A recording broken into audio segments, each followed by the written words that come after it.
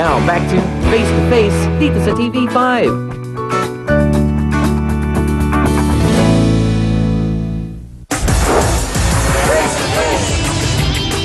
Ang sabi, lumayas si Ann, sumama kay Cyrus. Pero ang sabi naman ng pamilya ni Ann, si Cyrus ang tumanan kay Ann. At sumama pa uwi, dun tumira sa kanila. Ang inahanap ko, wala akong alam na kung saan lugar ko hahanapin ang anak ko. Merong isang kapitbahay namin, anak ng kaibigan ko, may nagsabi na parang nakikita ko si Cyrus doon. Eh, hindi alam na nangyayari na nawawala si Cyrus. Ang ginawa ko, tinrace ko yung bahay nung nagsabi sa nanay niya na sinabi sa akin ng kaibigan ko. Hinahanap-hanap ko yan sa bangkaan. Tanong ako. Oo. Saan niyo natagpuan? Ibig sabihin, natagpuan ko yung bahay na inuupahan nila. Ngayon, pumasok ako, nakita ko, naglalaba, naglilinis. Okay yung pagsasama nila. Oo. Ang sabi ko, bakit nandito ang anak ko? Hinahanap ko yan ng 1 linggo na. Kinukuha ko na. Alam mo, sa totoo lang, wala na ho kaming ginawa sa buhay nila magmula nagsama kundi. Ako ho'y referee. Pagod na ho ako. Sabi ko sa kanila, kung hindi sila magkasundo, huwag na silang magsama dahil maaari lang. Oo. So, ngayon po na may relasyon na si Cyrus na bago, yung Sarah, pumayag na daw po kayo na doon patirahin sa inyo, kasama si Hindi ako Cyrus. pumayag. Oo. Dahil sabi ko sa anak ko, anak, kung kayo hindi na magkasundin ni Ann, bakit hindi na lang kayo maghiwalay? Oo. Bakit yung Ang papinahihirapan dami niyo na sa sarili peperwisyo. niyo? Hindi lang kapitbahay, Ay, mga sabi- magulang nyo. Kapitbahay, Oh, lahat ng barangay. tao na peperwisyo. Magpipirmahan sila sa barangay na hiwalay. Yun nga. Anong makikita mga ilang buwan, nagsasama na naman. Ibig ko sabihin, panibago na naman problema. Ito na naman, nandito na. Ang dibdib na yung anak ko. Sama na ng loob. Oh. So parang lumalabas, mas okay yung Sarah ngayon para kay Cyrus. Sa nakikita ko, dahil hindi sila nag-aaway eh. Hindi sila nag-aaway. Bago pa lang, ilang buwan pa lang. Kasi bago o hindi, kasi bago pa lang sila, away na. Ang nakakalungkot dito, attorney, ay base sa narinig natin, ang dami nang naging pangyayari. Ang dami nang naging pag-aaway, ang dami nang nadamay na tao, ang dami nang naging iskandalo. May mga pananakit na nangyayari. Si Ann, sinasaktan daw di umano si Cyrus di umano sinasaktan.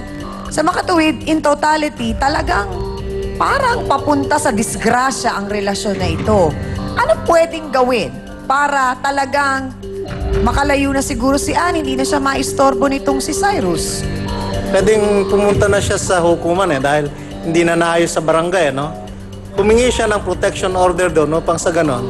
Kung ano man yung ginagawa ni Cyrus, halimbawa, kung totoo yung pambubugbog, o totoo yung kangay sobrang selos, totoo yung ini-stalk siya o ina-skandalo siya, lahat yun ilatag na niya.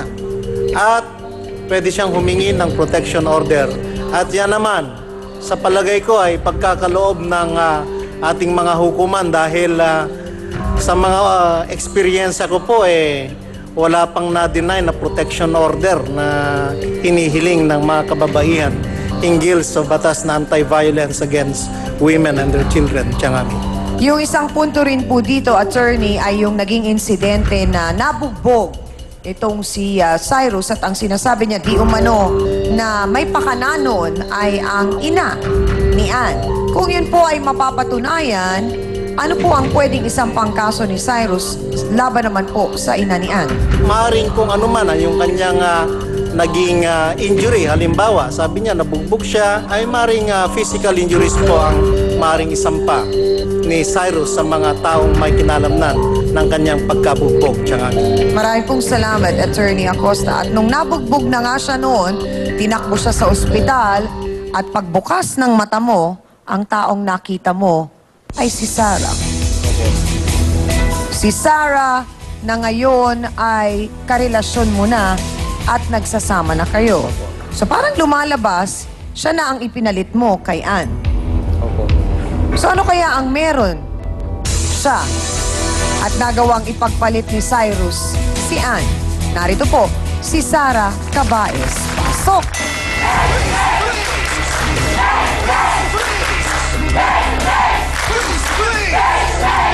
Bakit? Sandali lang! Sarah! Mas maganda ka? Mas maganda ka? Bakit nung nasa ospital, si Cyrus, ikaw ang nandun. Eh, wala siya eh. Ingit ka, gumaya ka. Ay, hindi pa parang gumaya sa'yo. Mas masarap ang kabit. Oh? Mas masarap ang kabit? Oh? Try mo.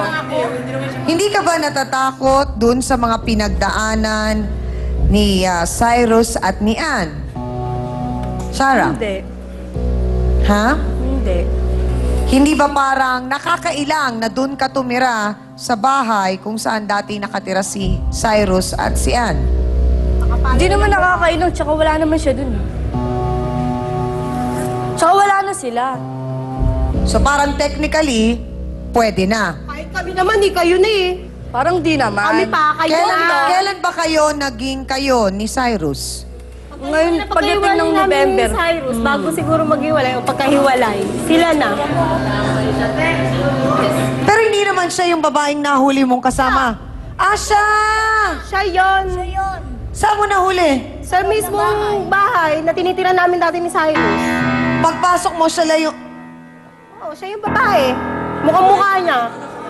Hiwalay na kayo nung Iwalay na kayo noon, di pa? kami hiwalay nun. Umalis na lang ako sa bahay namin dahil sa nababalitaan ko sa kanya. Wala ka ng karapatan doon dahil walay na tayo, di ba? Ayaw nang magulang mo sa akin.